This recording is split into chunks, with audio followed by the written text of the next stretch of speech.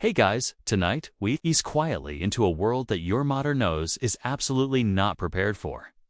The Middle Ages didn't smell like the polite, climate-controlled rooms you're used to. No lavender-scented laundry detergent, no minty toothpaste. Instead, you're stepping into a dawn thick with wood smoke, damp earth, barn animals, and just a whisper of "you probably won't survive this" in the air. The sky is still a bruised purple, the sun barely stretching over the wooden rooftops. And already, you can feel that the air has weight texture, like someone turned the atmosphere into a pot of stew. So, before you get comfortable, take a moment to like the video and subscribe, but only if you genuinely enjoy what I do here. And since I always love knowing where you're tuning in from, drop your city and your local time in the comments. Now, dim the lights. Maybe turn on a fan for that soft background hum, and let's ease into tonight's journey together. You stand at the edge of a small medieval village, just as the first gold threads of morning pull themselves across the sky.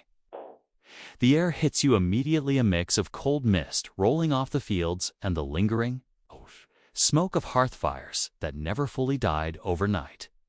You breathe in, and your lungs get this strange cocktail: damp hay, cracked wood, and a faint sweetness from yesterday's bread cooling in someone's home. It isn't a pleasant sweetness, exactly, more like the scent of a bakery that hasn't opened yet, where something old and something new share the same quiet room. Your boots sink slightly into the softened dirt path, and the smell rising from it is almost comforting. Earthy, warm, like the ground has its own heartbeat. Historians still argue whether medieval soil smelled stronger because of human waste, animal traffic, or simply less chemical interruption.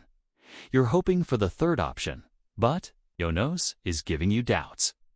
One of your first discoveries is the barnyard aroma drifting from the edges of the village.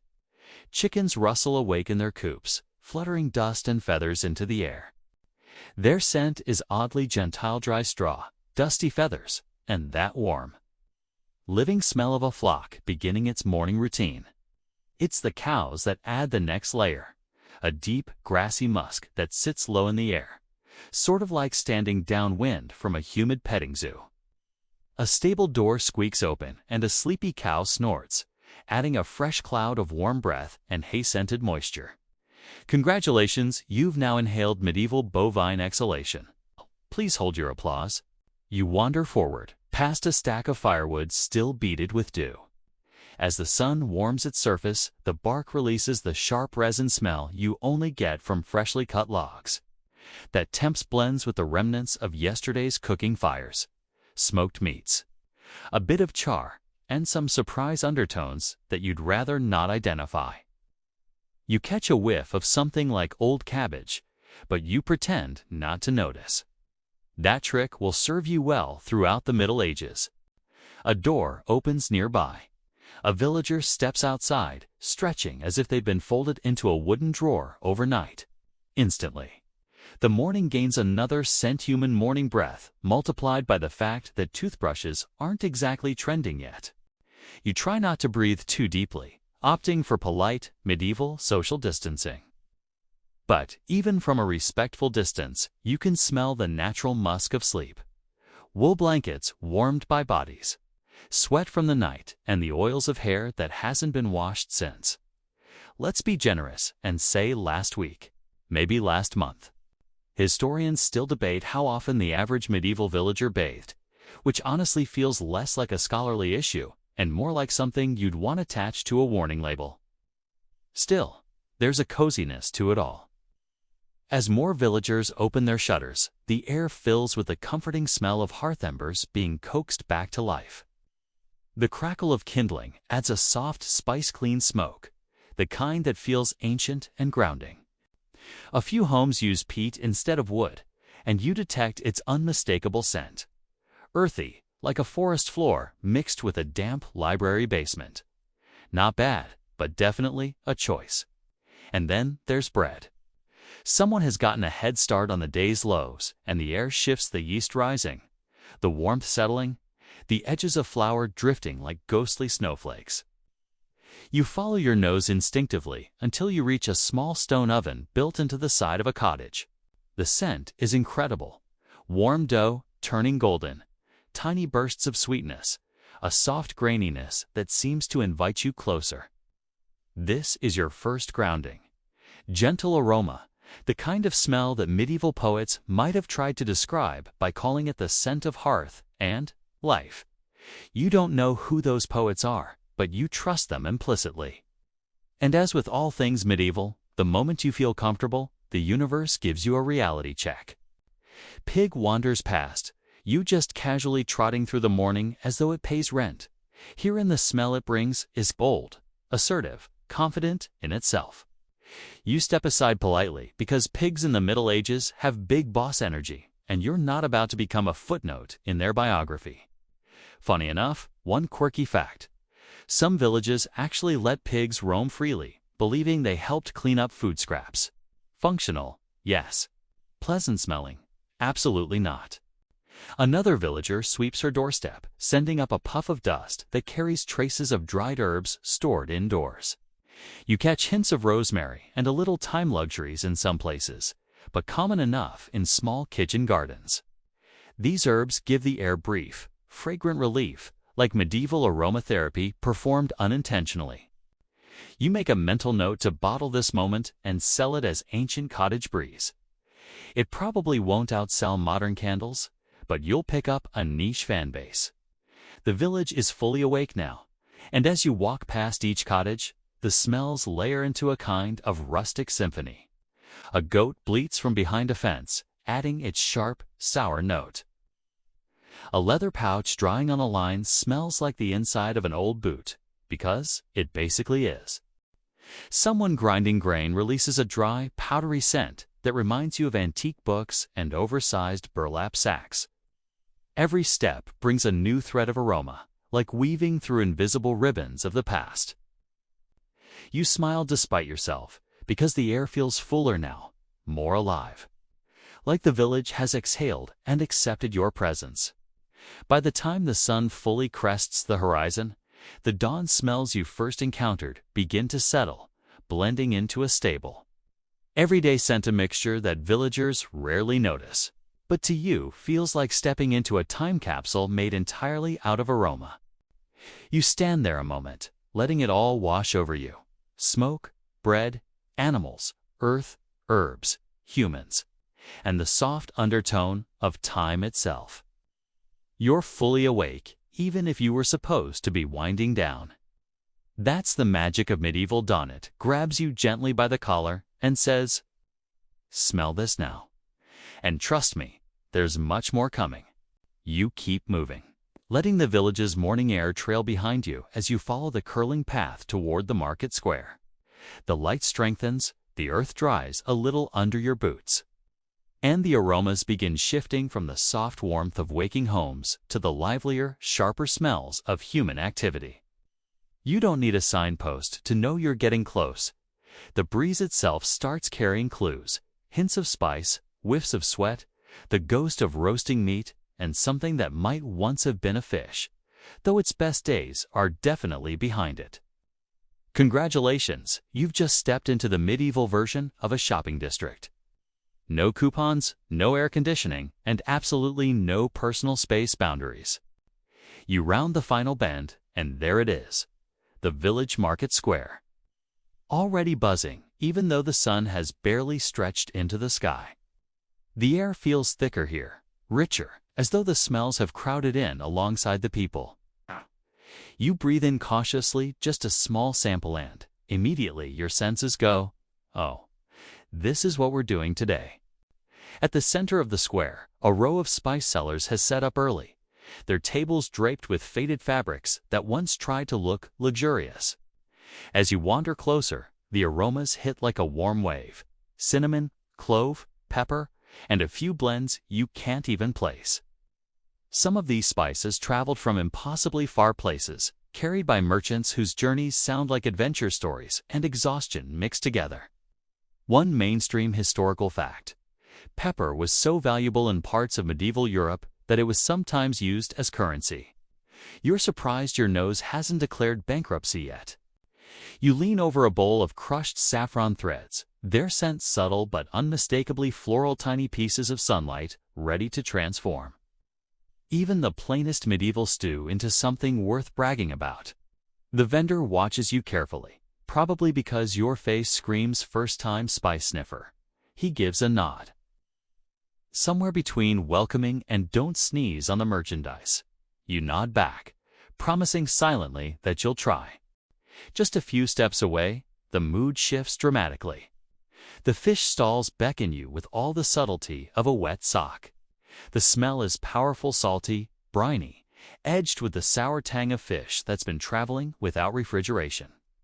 You try breathing through your mouth, but that only creates the world's worst seafood smoothie. A vendor lifts a surprisingly large carp from a barrel, and the splash releases another burst of Oda medieval marine life. You're positive the fish glances at you as if to apologize for its own condition. Historians still argue whether medieval markets smelled worse in coastal towns or inland ones, though your nose is voting strongly for both. You back away, searching for something gentler, and find yourself at a cheese stall. The cheeses spread across the wooden board range from pale, soft rounds to firm wedges wrapped in cloth. The smells are bold, complex, alive, some sharp, like a fresh cheddar, some earthy and mushroomy, and at least one that's so pungent you feel it spiritually. But this isn't modern boutique funkiness. This is the herd was milked at dawn, and the cheese didn't wait for elegance. The vendor beams proudly, as though each cheese is a child with a special talent. And honestly, they are. Some medieval cheeses were aged in cellars that kept their flavor unpredictable, making every bite a small gamble. You sniff one wrapped in herbs, catching rosemary and sage beneath the oily richness. Not bad, not safe, but not bad. A baker arrives late to the market, pushing a cart piled high with half-warm loaves. The smell of fresh bread breaks through the chaos like a hero. Even the fish smell retreats out of respect. You drift toward the cart along with half the market, and as the baker cuts small samples for curious buyers, the air fills with a fragrant bloom of yeast and heat.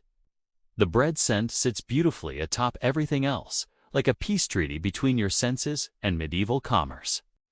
Then, of course, reality swings back with the meat stalls. Here you find cuts of pork, beef, and the occasional mystery meat that looks like it has a very confusing backstory. The butcher's table smells a bit metallic, a bit earthy, and very much like something you'd prefer to see from a distance.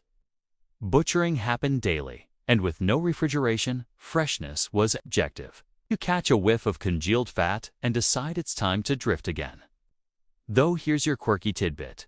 Some medieval butchers hung fresh herbs around their stalls, not only to help disguise odors, but also to signal status or cleanliness. You spot a sprig of mint tied above one stall and nod approvingly. Mint can't fix everything, but it tries.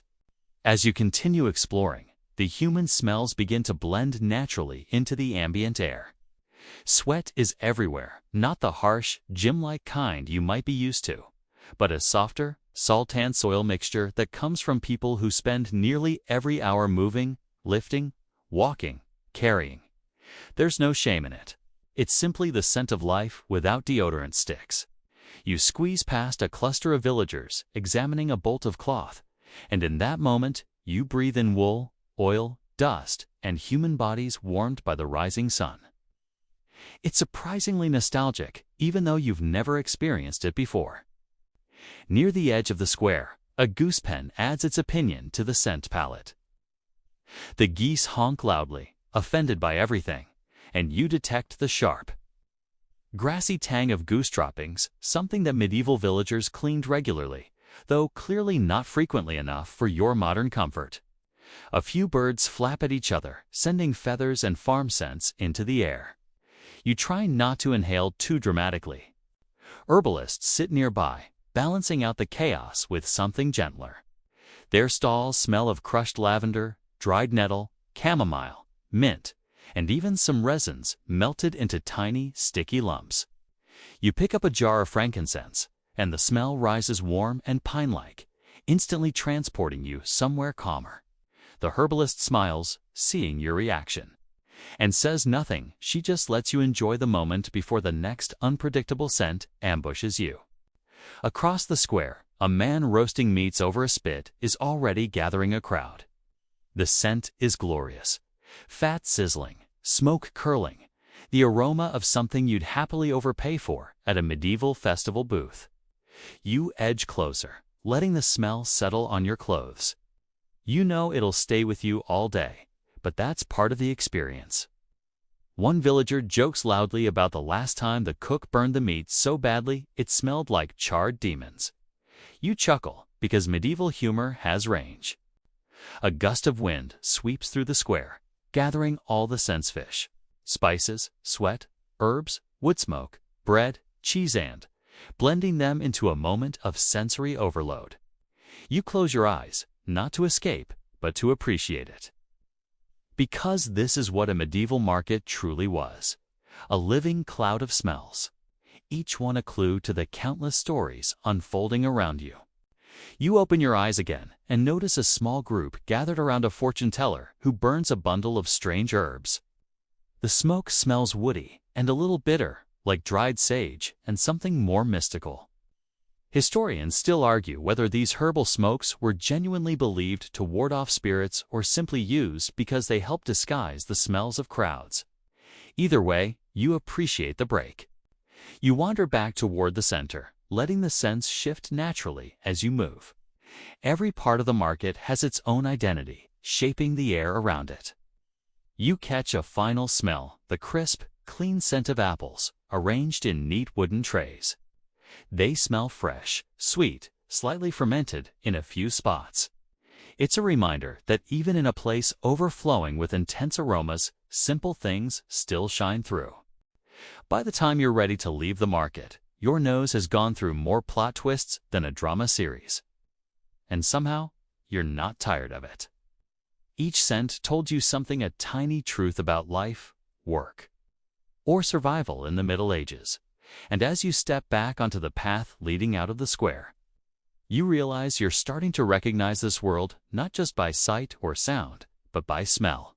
You drift away from the market square, your clothes still carrying faint traces of spice and smoke, and wander toward the quieter lanes that lead into the heart of the village.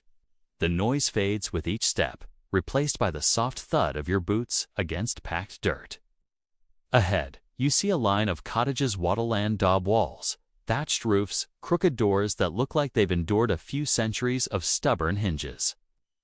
The morning light catches the drifting wisps of smoke rising from their chimneys, and instantly the scent changes again. You're stepping into the world of medieval homes, each one a tiny universe with its very own perfume.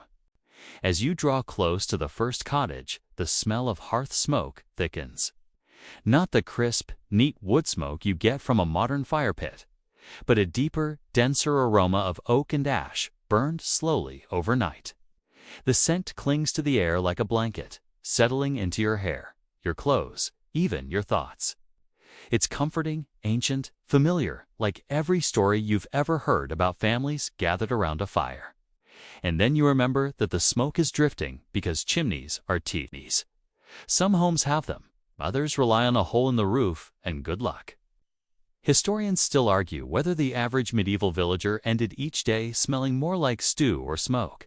But standing here, you're leaning heavy toward smoke. You peek through the open door of the first cottage and step inside. The warmth hits, instantly cozy, earthy heat, and the smell deepens. The fire sits at the center of the room, its embers still glowing. A fresh log crackles, sending thin tendrils of woody fragrance curling up toward the rafters before the room traps it forever. The air is thick with it, like incense without the ceremony. But the hearth isn't working alone. Hanging above it is a pot, darkened from years of use, and from it rises the unmistakable scent of barley porridge, heating slowly. It's warm, grainy, comforting in the way only food that's been eaten for thousands of years can be. The smell pairs strangely well with the wood smoke, like the medieval version of a cozy breakfast cafe. You inhale, and you get it, this is how people woke up before the alarm clock was invented, by smell. As your eyes adjust, you notice herbs drying above the doorway. Rosemary, thyme, maybe sage, tied in little bundles. They release faint traces of their aroma when the air moves. It's light, subtle, almost lost in the smoky room. But when you catch it, it's refreshing. Someone here cares about small comforts. Or maybe they're using the herbs to keep out pests. You decide to pretend it's for ambiance. You take another step inside, and the floor creaks under you. The scent changes again. Now you're picking up the smell of packed earth warmed by the fire. Medieval floors weren't typically made of boards. They were hardened dirt layered with straw. And that straw has a very particular scent. Sweet at first, then slightly musty as it ages. Combined with the earth beneath it, the smell becomes something like a stable, but more subdued. Like a stable that put on its best behavior because guests arrived. There's also the smell of wool, lots of it. Blankets, cloaks, tunics, sacks. Maybe even a stuffed mattress. Wool has a warm, comforting scent when dry, but mix it with body heat, smoke, and time. You get something richer, denser, and very human. It's not unpleasant. But it's definitely a scent you'll remember next time you see a medieval movie and think the characters look too clean. A woman moves past you, carrying a bundle of firewood inside. The whoosh of air she brings with her stirs up more aromas. Crushed herbs from the floor.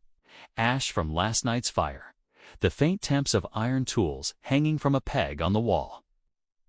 Her hair carries the smell of smoke so thoroughly that you'd think she spent the night sleeping in the chimney. She probably doesn't even notice it anymore. You thank her silently for not reacting to the fact that you're just standing here inhaling everything like a confused tourist. A child sits near the hearth, playing with a wooden toy, and the smell of warmed wood rises as the toy skids across the floor. It's a small detail, but it adds to the room's layered aroma. Tiny things constantly interacting with heat, air, and life. You spot a small wooden chest in the corner and can't resist walking closer. It smells faintly of pine and the linen stored inside. Linen has a surprisingly clean, grassy scent when it's freshly washed. But this linen, well, washing wasn't exactly a daily routine. Still, you catch the ghost of freshness beneath the undertones of smoke and earth, like a secret memory of what the fabric once was. Then something unexpected catches your nose. A sharper scent: animal skins. You turn and find a stack of hides drying near the wall, likely for making clothing or shoes. Their smell is heavy, like leather that hasn't fully made up its mind about becoming leather. One quirky tidbit: villagers sometimes smoked hides indoors to help preserve them, which meant that your living room would take on the scent of medieval tannery meets cozy cabin. Lucky you, you get to experience that firsthand. You decide it's time to slip out and give your nose a reset. As you step back into the fresh air, you realize the outside smells almost clean compared to the dense interior scent.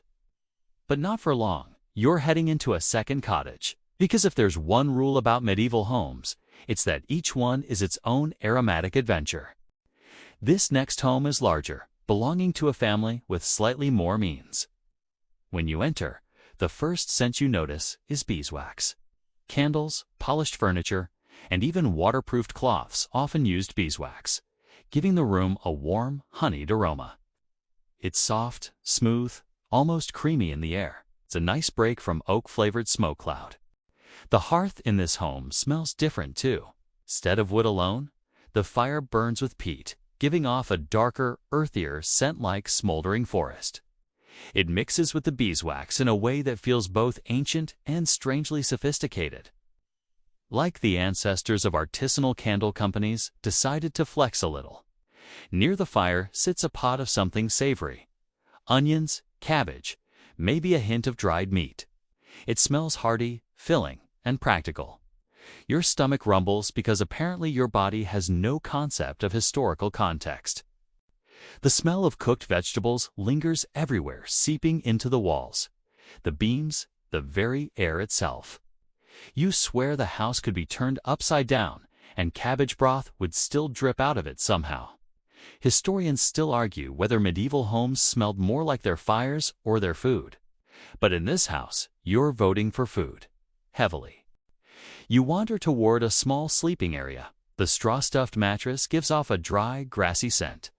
Not entirely different from a barn loft, but the blankets draped over it thick, woven wool smell deeply of lanolin, the natural oil found in sheep wool. It's a scent, somewhere between earthy and creamy, with a whisper of this blanket once walked around Bing. The combination of beeswax, peat, smoke, soup, wool, and people creates something surprisingly cozy. You weren't expecting that. In fact, you might even admit the smell is kind of nice. In a rustic, my nostrils have traveled through time way. But you can't forget the last layer, the one every medieval home shares: humanity. The scent of bodies living close together, of sweat softened by wool, of hair washed just often enough to avoid chaos, but not enough to impress your modern shampoo bottle. It's intimate, personal, and utterly woven into the air. This is the smell of family, survival, and the quiet rhythm of everyday life. As you step back outside again, the sun now fully above the rooftops, you take a deep breath of the village air. It smells complicated, smoky, earthy, lively, a little chaotic. But after exploring these homes, the air feels lighter, easier to read. You've begun to understand medieval life, not through sight or even sound, but through the invisible signature every home carries. And as you walk further down the lane, the faint scent of craftsmen's fires begins to sneak into the breeze, gently nudging you toward the next chapter of your journey. You follow the gentle tug of the changing air smoke, shifting, sharpening, thickening, guiding you toward the craftspeople who keep the village running. The scent is unmistakable, stronger than hearth smoke, richer than breakfast fires, and far more assertive than anything coming from the cottages. This is the smell of labor, heat, transformation. Medieval craftsmanship wasn't just seen or heard, was inhaled. And as you approach the first workshop, you understand instantly that this part of the village carries the loudest personality. The blacksmith's forge is the first to greet you. Even before you see it, the smell hits. A hot metallic temps that feels like it warms your nostrils from the inside. The air here tastes different: dry, charged, buzzing with heat. You step closer, and the temperature rises, carrying with it the thick scent of burning coal. Not the gentle glow of home fires, but an aggressive, focused burn, the kind that exists for no other purpose than bending iron into submission. You inhale again, and now the iron itself joins the scent symphony. When the smith plunges a glowing rod into the quenching trough, steam erupts with a hiss, releasing a smell halfway between hot mineral and wet stone. It's intense, sharp at the edges, earthy at its core. One mainstream historical fact: blacksmith forges often doubled as communal gathering spaces. Partly because they were warm, but partly because the smith was essential to nearly every trade. Standing here, feeling the heat radiate, you understand why people gathered not for the warmth, then for the satisfying spectacle. The smith himself carries his own special aroma. Sweat meets soot, soot meets smoke.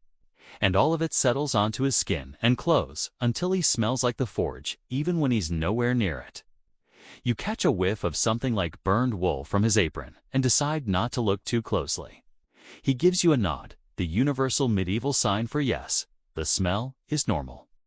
You step away from the forge and continue down the lane, where the scent shifts dramatically darker, heavier, almost swampy.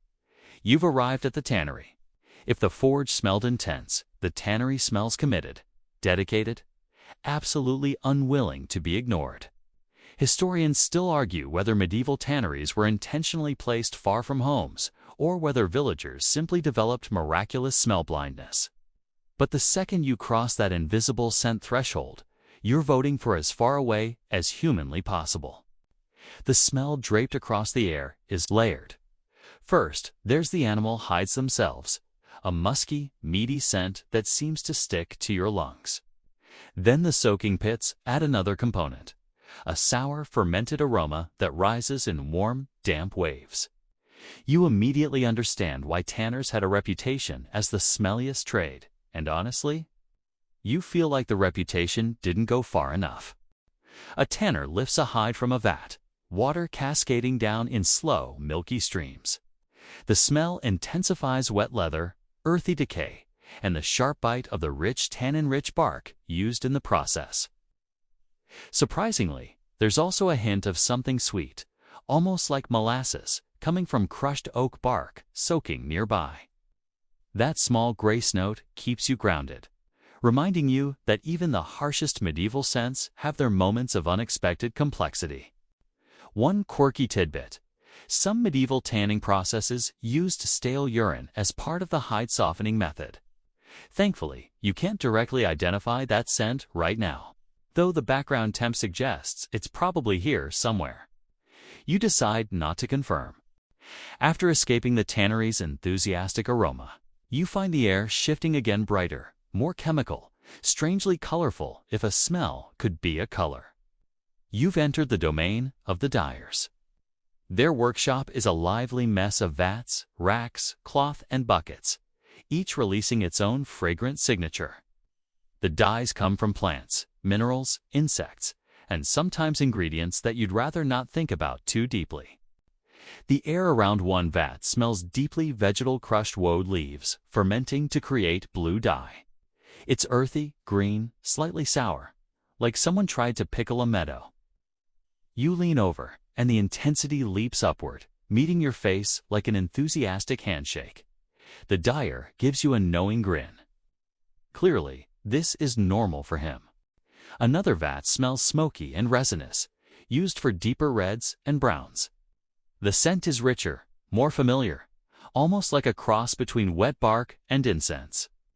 As you walk between the drying lines, the damp fibers release faint herbal notes, like the memory of the plants that dyed them. One cloth smells sharply of vinegar used as a mordantan. The acidity pricks at your nose. A sneeze threatens, and you fight it down because sneezing near dye vats feels like a very bad life choice. Historians still argue whether medieval dyers preferred plant dyes for their accessibility or because they genuinely liked the resulting scents, though from your perspective, the scent choices seem variable. A few steps away, the woodworkers area offers a welcome breather. Here, the smell is almost refreshing. Fresh-cut timber, curling shavings scattered on the ground, sawdust drifting like golden snow. You inhale deeply finally, something your modern brain recognizes as pleasant. The scent of sap rises from the newly sliced logs, sweet and sharp, like nature's version of perfume. Oak smells rich and dusty. Pine smells bright and resinous, and occasionally you catch the dry, papery scent of alder. As a carpenter planes a board, the shavings flutter to the ground, releasing their woody fragrance. The rhythm of his work scrape, pull, scrape sends each scent forward like tiny breaths from the forest. If you listen closely, you can almost hear the tree's memory whispering through the air. But craftsman smells don't end there. The potter's workshop pulls you onward with a smell that's both earthy and wet. Clay has a distinctive scent, cool, mineral, slightly metallic. As the potter's wheel spins, the air fills with the aroma of damp earth being shaped into something useful. There's a grounding quality to it, as though this smell is a reminder of the earth beneath everything. The kiln, however, adds another note, a dry heat, dusty and warm, like sun-baked stones.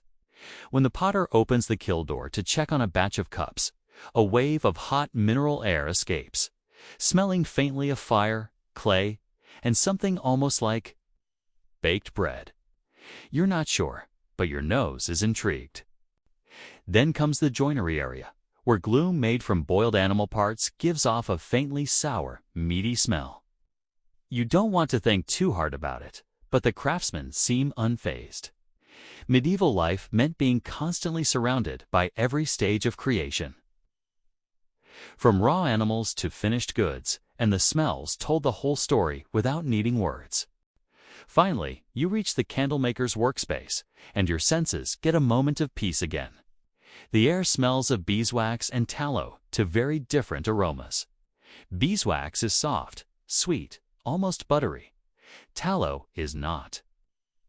It smells fatty, smoky, and faintly meaty, like the ghost of dinners past. When heated, the scents swirl together in a way that's unexpectedly soothing. The candles hanging from the racks drip slowly, cooling into something that will someday light a home and, yes, add its scent to the mix. You step back, letting all of these scents blend into the air around you. This corner of the village is alive with heat, labor, fuel, and transformation. Everything made here takes on the smell of its birth metal: clay, wood, hide, dye. Wax and everything the craftsmen touch carries its own invisible story. It hits you then. Medieval villages weren't quiet, single-scented places. They were aromatic tapestries woven from the sweat and skill of the people who lived there. And as you move toward the next part of your journey, the winds shift again, teasing your nose with the promise of kitchens, meals, and the complicated symphony of medieval food. You follow the road out of the village, letting the earlier scents cling to you like an invisible cloak. The ground softens beneath your boots, and you watch as mud gathers at the edges, tugging slightly with each step. The path stretches forward in a gentle curve, guiding you into that familiar in-between space, half wilderness, half civilization where medieval life breathed its fullest. You inhale, and the air changes again, cooler, earthier, tinged with something wild and quietly chaotic. You don't question it. Instead, you lean into the atmosphere as if it's a story waiting to unfold around you. The mud is the first presence to greet you. It's a smell you might think you know: rain, soil, a slight funk, but here, it's deeper. It carries layers. Under your feet, the road is a mosaic of trampled horse manure, spilled grain, clumps of hay, discarded fish bones, and whatever the previous traveler refused to carry any farther. The funny thing is, your brain adjusts quickly. One whiff, and you're like, ah, yes, nature's original perfume sampler. You settle in. After all, historians still argue whether medieval roads were intentionally maintained, accidentally maintained, or not maintained at all, because the written records are frustratingly vague. Either way, you re-walking through a place that exists because countless bodies and hooves have passed here long before you. Ahead, a small flock of sheep shuffles across the path, herded by a boy with a crooked stick and an expression that somehow communicates both boredom and cosmic resignation. The animals leave behind that unmistakable woolly, smell-warm lanolin mixed with grass and dampness. It floats gently, almost politely, compared to the stronger scents you've grown used to. You step around a fresh dropping because you're fancy like that, but the odor still curls upward in a soft puff. You can't help but chuckle. You probably wouldn't survive 5 minutes explaining this smell to someone back in the 21st century. Yes, Karen, it's earthy. No, Karen, it's not a candle scent. The sheep disperse into a field, and the road widens slightly, letting the breeze pull new aromas toward you. A slow-moving cart approaches, wooden wheels squeaking, oxen grunting with each measured step. Their musk is powerful but tolerable, a kind of warm, grassy heaviness mixed with the tang of worn leather harnesses. You step off the path to give them space, and the farmer nods as he passes. His cart smells of turnips, onions, and a mystery root you decide not to identify. You get a hint of something sweet, too, probably apples stored beneath a cloth. They've gone a little soft, but they're still hanging on. One more day. They deserve an award for perseverance. As you continue, your senses shift again. The air grows sharper, brighter. A curious scent drifts toward you, something green and slightly bitter. You glance sideways and spot a thicket of nettles tangled with wild mint. And just like that, the world smells fresh for the first time in hours. You lean in, letting the mint brush your fingertips. It's not cultivated, not orderly, not curated by the kind of person who posts garden photos online. It's just mint being mint, punching above its weight class. A fun tidbit for your mind. Some medieval households actually planted mint near doorways not only for smell, but also because they believed it kept mice from wanting to cross the threshold. Historians still argue whether this worked or was just a charming superstition. Judging from the boldness of medieval mice in general, you suspect it leaned toward superstition. You keep walking. The wind shifts once more, carrying a more pungent scent, one that announces itself long before you see its source. You brace yourself just as a massive pile of roadside fertilizer comes into view. It's horse manure, cow manure, and possibly a few mystery contributions, all mixed together by a local farmer. The smell hits you like a warm slap, intense but not entirely villainous. Medieval farmers used this for everything: crops, gardens, and even, in some regions, insulation for walls during colder seasons. You don't need to step closer, but you do anyway, because your curiosity is stronger than your self-preservation. And yes, you regret it immediately. You take a step back and internally add this to the list of things I do, so you, Dan T., have too. A raven croaks overhead, swooping down to investigate something shiny in the mud. You smell the metallic hint of river water before you spot the wooden bridge ahead. The road narrows, funneled between two posts carved with crude shapes, faces. Spirals, maybe a fish. Hard to tell. You make your way across the planks, and the scent rises from below. Watery, algae-filled, with a touch of cold stone. It's refreshing, almost surprisingly so. You lean over the side and watch the current twist around the supports. Medieval rivers carried everything: washing water, animal remains, dye runoff, fish scales, and, yet in this moment, it smells like a living creature exhaling. The mainstream historical fact that comes to mind: medieval bridges often became informal marketplaces or meeting spots, especially in larger towns, because they offered stable footing and steady traffic. This one is quiet, those just you, the raven, and the whisper of water sliding past. As you step off the bridge, a new scent creeps in, softer and more distant, like wood smoke stretched thin across the open air. Someone ahead has started a small fire, maybe a charcoal burner or a traveler cooking something simple. The smell carries an echo of home, even if it's not your home. Wood smoke is one of those universal fragrances that makes you feel anchored and safe. You follow the thread of scent until you spot an older woman sitting by the road, stirring a pot slung over the flames. She nods at you, and the aroma of barley, herbs, and something vaguely chicken-like drifts up. You smile but keep moving, resisting the urge to ask for a bowl. Because you end up committing to a whole conversation about medieval chicken prices. And you're not emotionally prepared for that. The road bends, bordered now by hedges, thick with berries, dark, glossy, and bursting with that faintly fermented sweetness that ripens under the afternoon sun. Some have already fallen, dotting the ground with purple smudges. Bees buzz lazily around the blossoms, their hum sinking into the rhythm of your steps. You pick a berry, sniff it, and let the scent linger before placing it back carefully. You're a guest here, and the land seems to appreciate your restraint. A new odor catches you off guard. Bitter, sharp, almost medicinal. You look down and notice crushed yarrow beneath your boot. The scent rises quickly, featherlight but potent. This herb was a medieval ulster used for wounds, stomach pain, and even to flavor ale.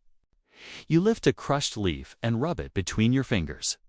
It's surprisingly soothing, like nature's tiny attempt at aromatherapy.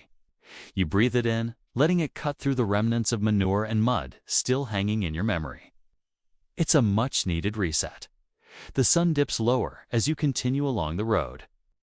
A distant breeze carries the dusty warmth of trodden earth mixed with hints of grain from nearby fields. The world grows quieter, but the smells remain persistent, alive, layered, reminding you that in the Middle Ages, scent wasn't background noise. It was part of identity, part of place, part of survival. You adjust to it, step by step, until it becomes familiar, almost comforting. Even the stronger notes begin to settle into the landscape, like instruments in an orchestra finally finding harmony.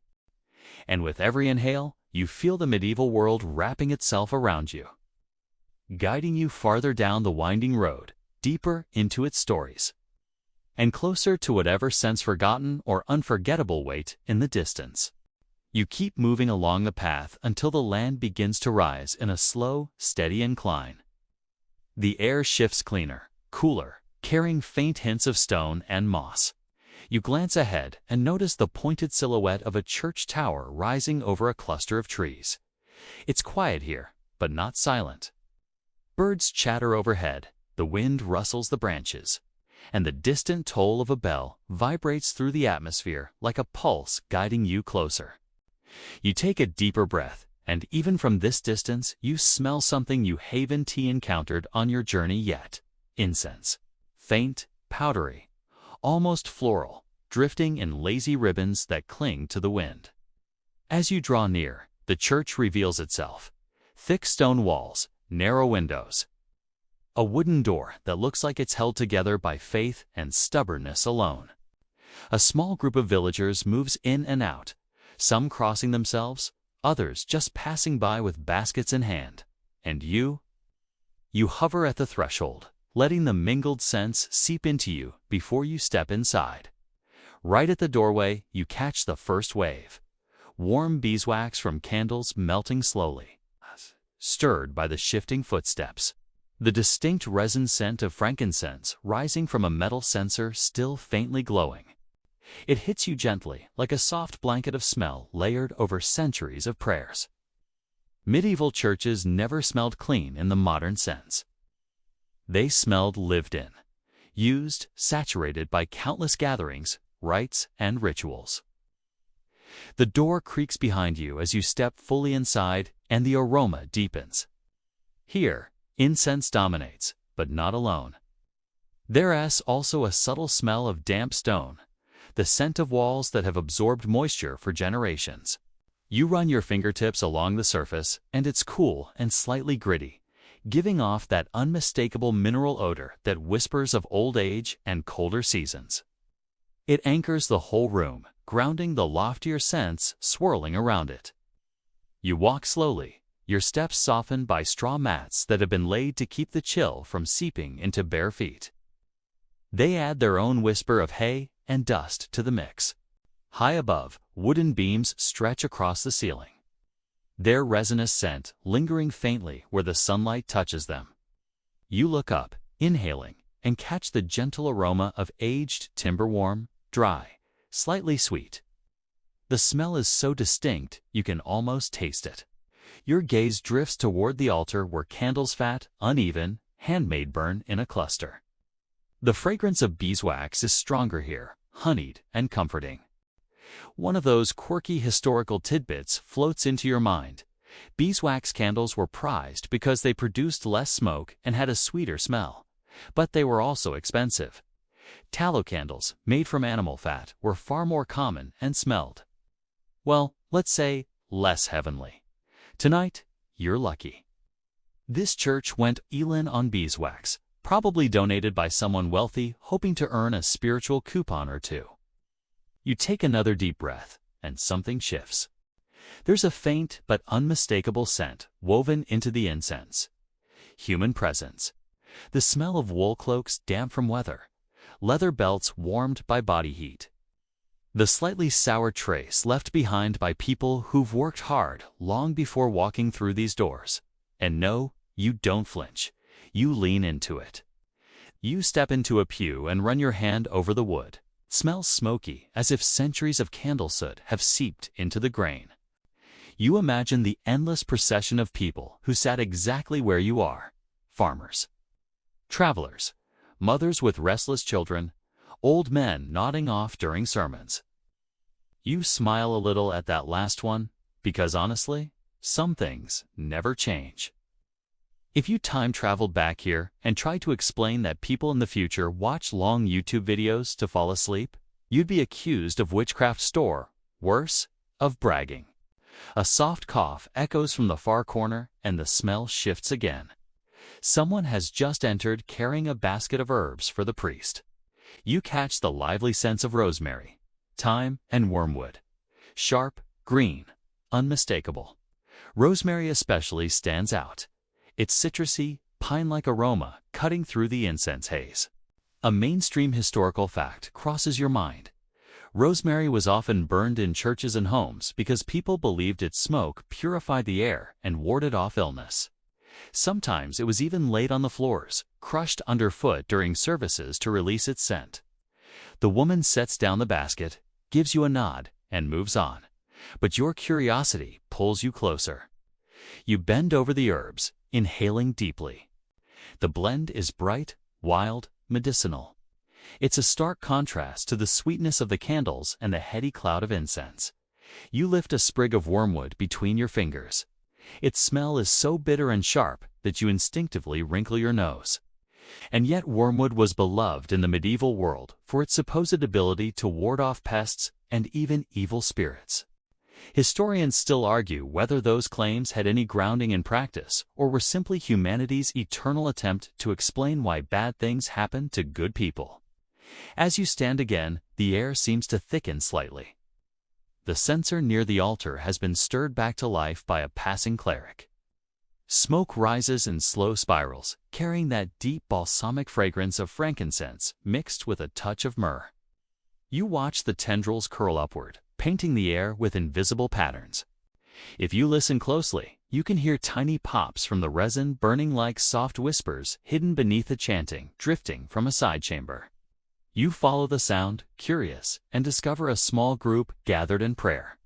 Their collective breath adds a human warmth to the room, and for a moment you feel the scent of this space wrap around you like a cocoon. Incense rises. Voices murmur. Stone breathes. Wood sighs. The church becomes its own living organism. You lean against a column and let the sensory layers settle. The fragrance of the place isn't pretty in the way modern perfumes are pretty.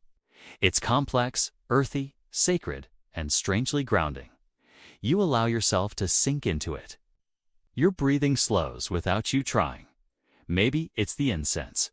Maybe it's the stillness. Maybe it's the way the air seems to carry centuries of whispered hopes. A gentle breeze pushes the door open for a moment, letting an unexpected scent drift in fresh rain. You tilt your head. It hasn't started falling yet, but you can smell it already. That metallic electrified scent that dances right before a storm. It mixes with the incense so beautifully you almost laugh. Leave it to the Middle Ages to give you a crossover episode between nature and holiness. Another joke creeps through your thoughts. If candle companies ever launched a medieval church scent, people would buy it for the aesthetic and then panic when it didn't smell like lavender and linen. But that's the magic of this world. You smell stories here. You smell labor and faith and weather and time. You step outside again, letting the incense cling to your clothes as a souvenir. The breeze catches it, blending it with the after-rain scent sharpening in the air. You walk away from the church slowly, carrying its fragrance forward with you, letting it stay with you long after the stone walls fade into the distance. You follow the winding lane away from the church, still wrapped in that drifting veil of incense that clings to your clothes like a memory. But as you move farther downhill, the scent thins, replaced by a cooler breeze carrying the first hints of night. The sky deepens toward indigo, and birds make their final chatter before settling into the hedges. You inhale, and the air brings a new promise: smoke, stew, sweat, ale, and something else you can't quite name yet. Something warm, something human. You're approaching an inn. You spot it before you hear it. A timber-framed building slouching confidently at the roadside, its windows glowing with firelight. The roof is slightly crooked there, due to age or because medieval construction sometimes relied heavily on optimism. But the doorway is sturdy, and a wooden sign swings overhead, creaking softly. The smell reaches you long before you step inside. Wood smoke blooming from the chimney. Yeast and malt drifting through the cracks. the comforting musk of bodies gathered together in a place that promises warmth. The latch clicks when you push the door open, and instantly the smell hits you. Not aggressively, not rudely. Just fully, entirely, as if the inn exhales around you the moment you enter. The air is thick with warmth, humidity. Spices faint enough to tease the edges of your senses, and the unmistakable aroma of people who've worked far too long today. You pause in the doorway, letting the scene wash over you. Fire crackling in a stone hearth, a pot of stew hanging from an iron hook. Two travelers playing a board game that looks like early checkers, and a group of locals swapping gossip with the kind of enthusiasm that suggests they had at least one drink already. You step inside, and the door closes behind you with a muffled thud. The scents sharpen. The stew smells hearty beef, leeks, turnips, maybe a pinch of sage. Steam rises in slow curls, carrying the scent upward before settling across the room like an edible cloud. You don't even need to taste it to know it's salty and satisfying. Hunger stirs in your stomach as if medieval aromas come with built-in hypnosis. You move toward the center of the room, and the heat from the fire wraps around you. It smells of oak logs, slightly damp, releasing steam as they burn. There's a sweetness to it, to a kind of caramelized wood scent that comes from slow-burning timber. A mainstream historical fact floats up in your memory. In fireplaces often doubled as cooking spaces, heating sources, and makeshift drying racks for clothes. Right now, you can see two cloaks hanging nearby, dripping rainwater onto the stone. Their wet wool releases a scent that's almost metallic, almost grassy, oddly soothing in a "this is someone else's problem" kind of way. You take a seat on a wooden bench. It creaks beneath you, smelling faintly of spilled ale, smoke, and old polish. The table carries its own complex aroma. Fermented barley-ware beer has seeped into the grain. Garlic rubbed on someone's bread, wax drippings hardened at the corners, and a lingering hint of onions from some earlier meal. It's messy, but it's honest. It's medieval. A serving girl walks by carrying a tray of fresh bread. And by fresh, you mean baked earlier in the afternoon, so it's somewhere between warm and ambient temperature. The smell is irresistible, yeasty, earthy, lightly charred on the bottom. You breathe in deeply as she passes, and she smirks, clearly recognizing the universal reaction of a mortal confronted with good bread. "Careful," she says. "This is how people end up staying the night." Honestly, she's not wrong. Near the corner, a man snores against the wall, head drooping, mouth open slightly. You catch a whiff of him as the air shifts sweat, wool, stale ale, and the slightly sour note of someone who definitely walked a long way today. You adjust your breathing angle not to avoid it entirely, but to choose your own adventure in scent intensity. The innkeeper appears behind the counter, wiping his hands on his apron. That apron has stories. It smells like a greatest hits compilation of the past month. Roasted meat, spilled cider, scorch marks from firewood, herbs, and a faint undertone of vinegar used for quick cleaning. He gives you a nod and gestures toward the pot. "Stew's good tonight," he says. "Better than last night." He doesn't explain further. You don't ask. Some mysteries are meant to remain mysteries. As you take a bowl and settle back into your seat, the scent of the inn evolves again. Now it's layered with food, in motion bread torn open, stew ladled, ale splashing into wooden cups. There's a warm, frothy smell to the ale that's unmistakable. Medieval brews weren't as filtered or refined as modern drinks. They smelled alive, grainy, sometimes fruity if berries or herbs were added, sometimes sharp if the batch had been sitting longer than intended. You sip cautiously, and the aroma alone tells you this batch is young, fresh, pleasantly malty. A win. A group of travelers at a nearby table bursts into laughter, and with that laughter comes a shifting wave of sense-muddy boots drying by the fire damp, its cloaks steaming gently and the musk of bodies relaxing after long hours on the road. It's not unpleasant, surprisingly. It's just human. This is how people really lived. Not sanitized, not deodorized, not perfume polished, just real. One of the travelers pulls off his boots to warm his socks, and instantly a new smell enters the fray.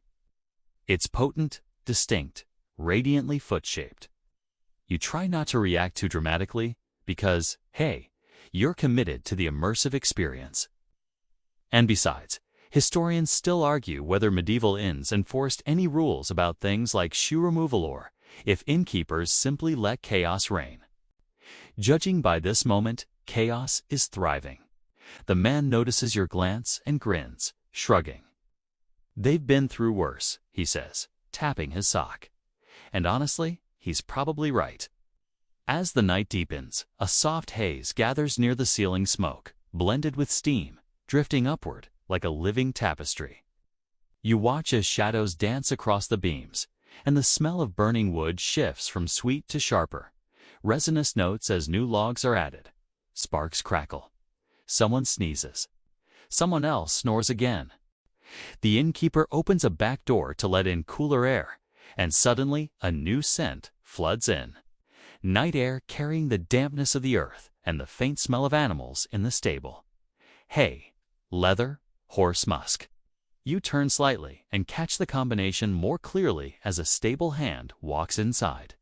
His clothes carry the unmistakable smell of horses warm, grassy, alive. And underneath that, the faint ammonia tang of a stall that definitely needs more straw. He tips his hat, crosses the room, and the scent dissipates as quickly as it came. You feel your eyelids getting heavy. The warmth, the smells, the gentle rumble of voices, it all starts to lull you. This is exactly why inns were essential.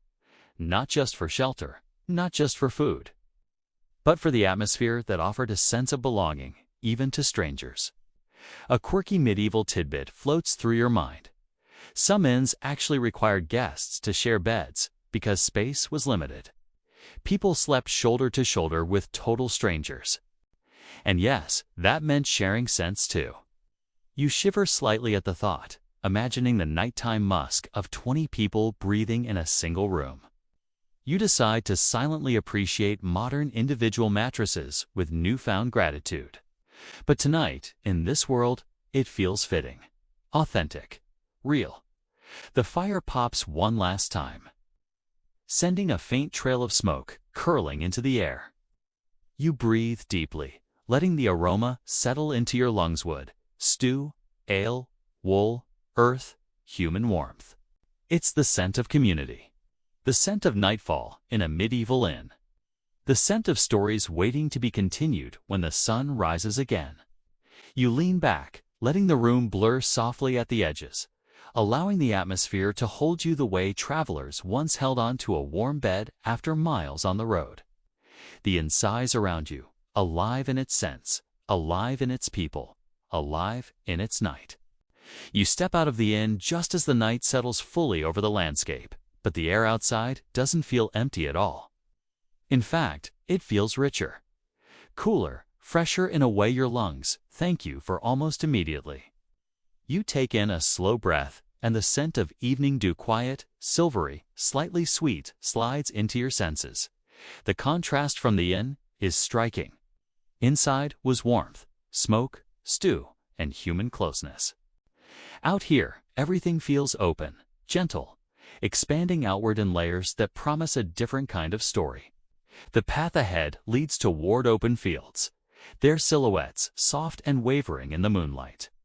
You move forward, your boots tapping lightly against the cooling earth. A low mist has begun gathering, hugging the ground in thin sheets. Mist in the Middle Ages was both ordinary and mythic. Farmers saw it as a sign of shifting weather. Storytellers saw it as boundaries thinning between worlds. You breathe it in. It smells faintly metallic, like wet stone, and faintly green, like fresh leaves crushed beneath the night air.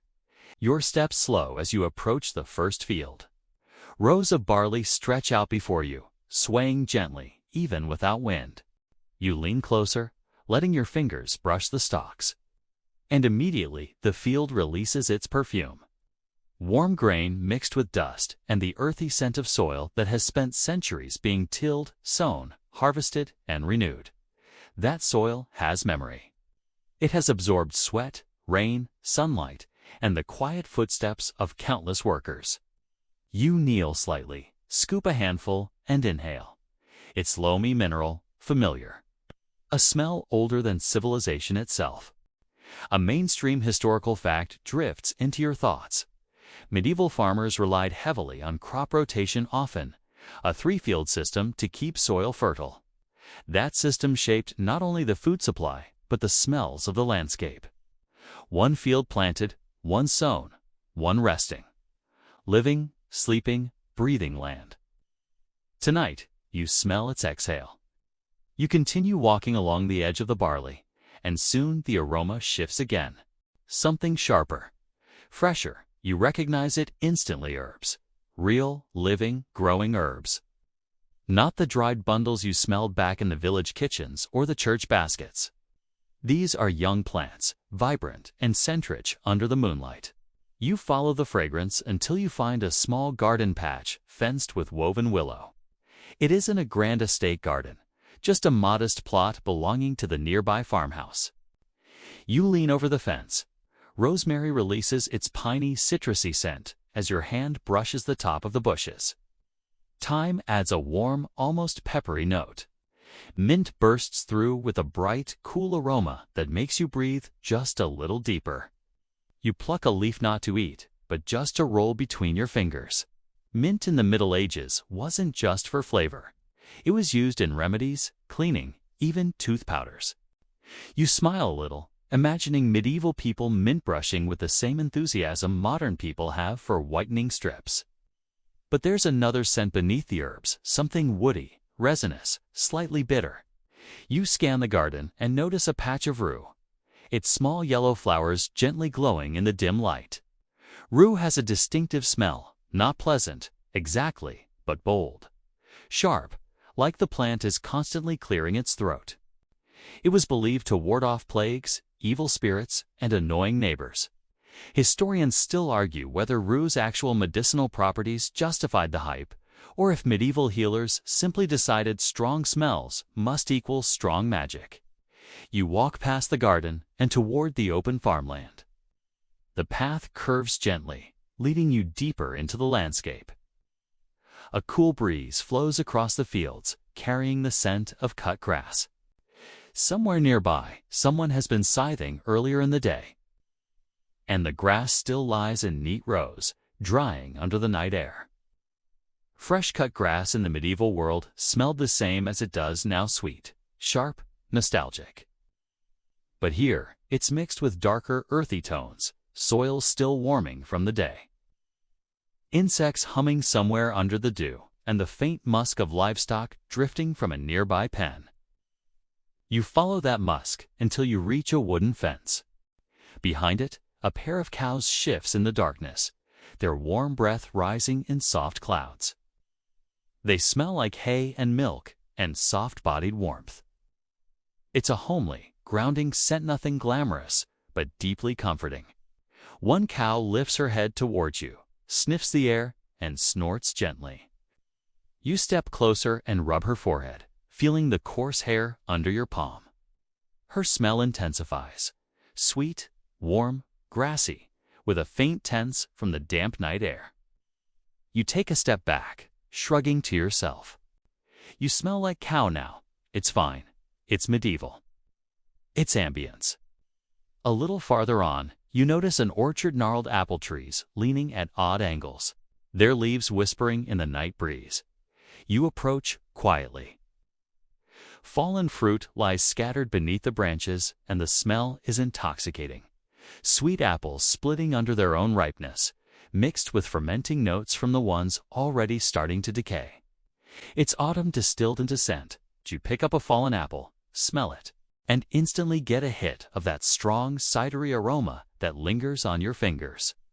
A quirky tidbit surfaces. In some villages, children used fallen apples to attract hedgehogs. Believing hedgehogs carried them on their spines, something medieval writers loved illustrating, even though it's biologically wrong. You glance around for a hedgehog anyway, just in case. He doesn't show up, but you keep the apple as a souvenir of wishful thinking. The path narrows again as it dips into a patch of wild growth. The air cools suddenly. You inhale and catch the scent of damp leaves, mushrooms hiding under logs, and the rich, dark aroma of decaying plant matter. It's not unpleasant. It's the smell of things returning to the earth, a natural cycle in progress, quietly humming under the moon. You keep walking, and the forest opens just enough for a small stream to cross your path. You kneel beside it, letting your fingers skim the surface.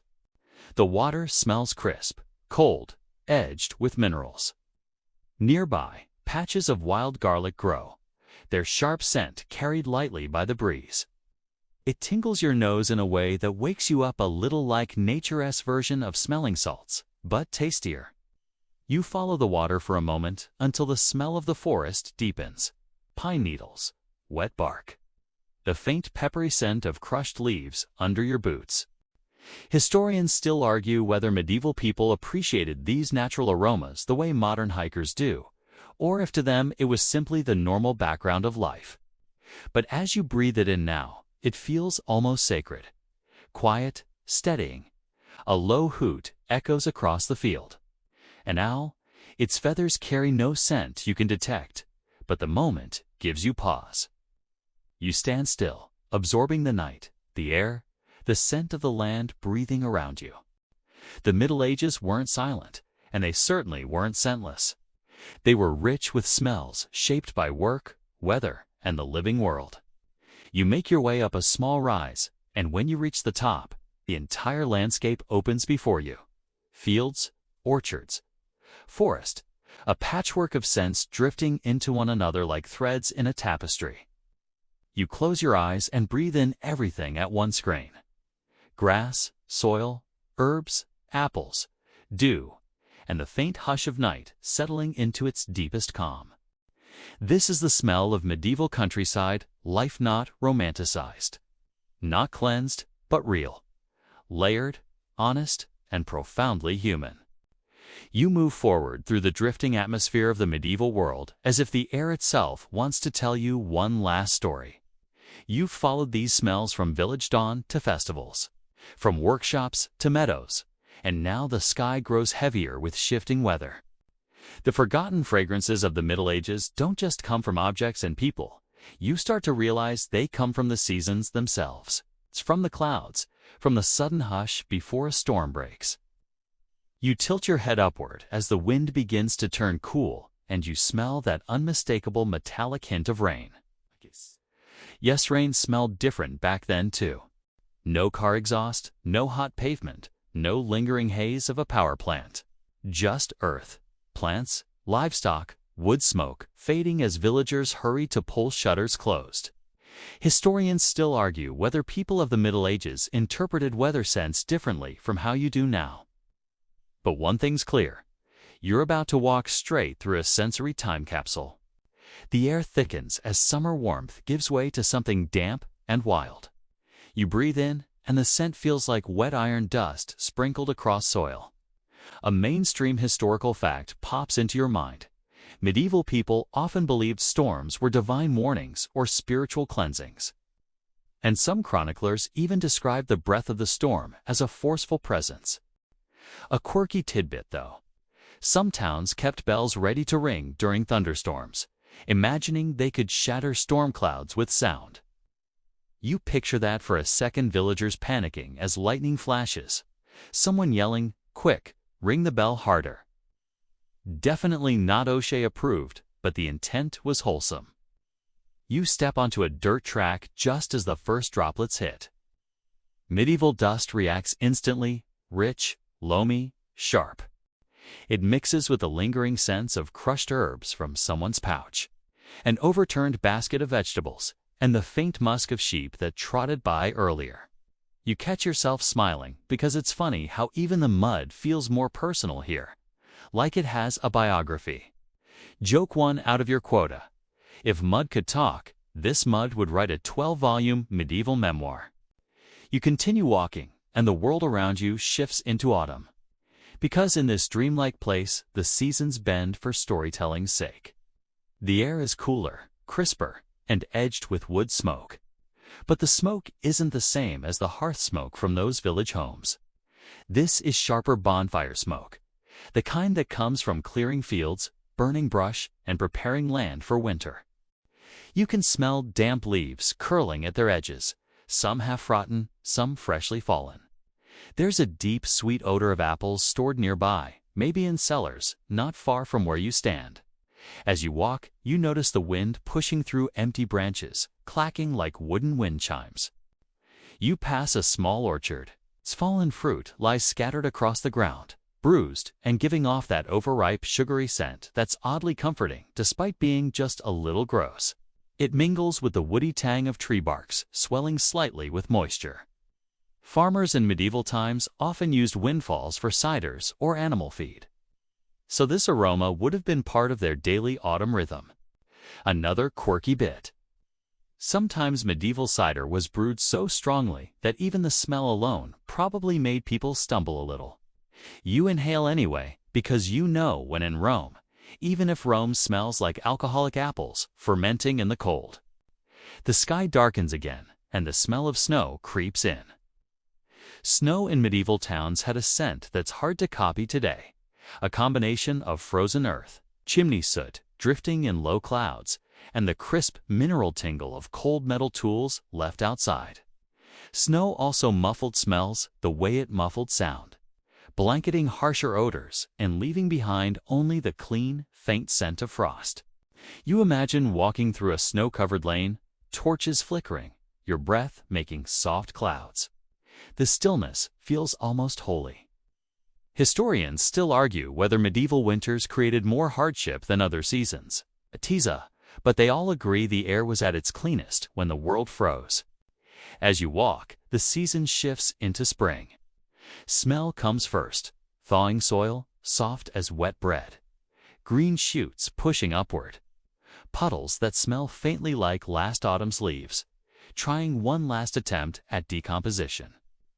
There's a sweetness to spring air that you haven't noticed in centuries. It's innocent, almost childlike. Flowers begin to appear, not in neat modern gardens, but in clusters wherever they want, chaos blooming across fields and roadside ditches. The fragrances are subtle, a mix of wild violets, early herbs, and blossoms from fruit trees. Nothing too strong, just gentle reminders that the world is restarting. And with spring comes livestock again. The scent isn't overwhelming, just honest. Wool warming under sunlight, leather that's still curing. Hay that's halfway between fragrant and dusty. Farmers shovel manure into fields, and yes, you smell that too, but it fits here. It's part of the renewal cycle. Besides, you survived the medieval tanner's quarter earlier. This is practically a spa by comparison. Joke number 2. If medieval people had scented candles, one would definitely be called fresh spring manure, and honestly, they would have loved it. You continue walking as the world grows warmer into summer once more. The air becomes thick with pollens, herbs drying in doorways, and bread baking in ovens that heat entire lanes. You smell ale brewing again, because why not? Summer practically demands fermentation in medieval life. You even catch the faint, briny breath of salted fish hanging in a market stall. And through it all, weather patterns weave in and out, shaping the scents around you. Hot afternoons that smell of dust and sweat. Chilly evenings that carry the aroma of distant fires. Sudden storms that wash everything clean and leave the world glistening. You keep walking, and the air begins to behave strangely, not tied to any season now. It feels like all the smells you encountered throughout this entire journey swirl together into something faint and wistful. It's the smell of memory. It's of things that once existed and no longer do. The way dirt roads smelled before asphalt, the way homes smelled before disinfectant, the way seasons smelled before climate change shifted them. These scents are gone now. Not entirely forgotten, but unreachable unless you walk through a place like this. The path narrows. You breathe deeper. Joke number 3. You suddenly worry that if you inhale too hard, you'll accidentally snort up 700-year-old dust and time travel back to the tanner's yard. You take a gentler breath. Better safe than sorry. The world around you softens, the colors dim, and the smells begin to fade, as if they've guided you as far as they can. You feel the air lightening, the way it does when a dream prepares to release you. And now, it's time for your wind down.